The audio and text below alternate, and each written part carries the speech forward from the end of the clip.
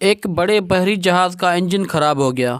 جہاز کے مالکان نے ایک سے بڑھ کر ایک کاریگر سے رابطہ کیا، لیکن انجن میں خرابی کا پتہ نہ چلایا جا سکا۔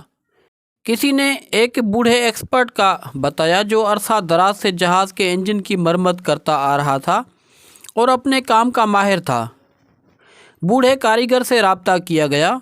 مقررہ وقت پر بوڑھا کاریگر اپنے اوزاروں کے تھیلے کے ساتھ موقع پر پہنچ کر فوراً کام پر جت گیا۔ اس نے انجن کا اوپر سے نیچے بغور معائنہ کیا۔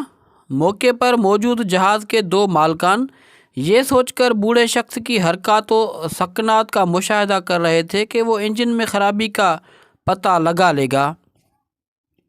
انجن کا جائزہ لینے کے بعد بوڑھا کاریگر اپنے اوزاروں کے تھیلے کے پاس پہنچا اور ایک چھوٹا سا ہتھوڑا نکالا۔ بوڑھے کاریگر نے ہتھوڑے کی مدد سے انجن پر ایک مخصوص جگہ آہستگی سے ضرب لگانے کے بعد اسے واپس تھیلے میں ڈال دیا۔ حیرانگی کی بات یہ کہ انجن اسٹارٹ ہو چکا تھا۔ ایک ہفتے بعد جہاز مالکان کو بوڑھے کاریگر کی طرف سے $10,000 کا بل ملا۔ کیا $10,000؟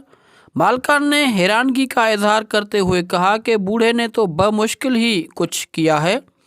چنانچہ جہاز مالکان نے بوڑھے کاریگر کو ایک نوٹ لکھ کر بھیجا کہ مہربانی فرما کر تفصیلاً بل ارسال کریں۔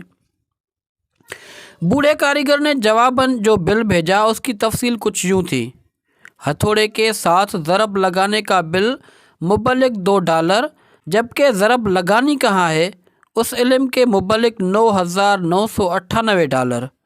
اوپر بیان کردہ صورتحال سے نکلنے والا نتیجہ کچھ یوں ہے کہ محنت اور کوشش کی اہمیت اپنی جگہ، لیکن یہ کوشش کب، کہاں اور کیسے کرنی ہے، یہی وہ علم ہے جو ہمیں دوسروں سے ممتاز کرتی ہے۔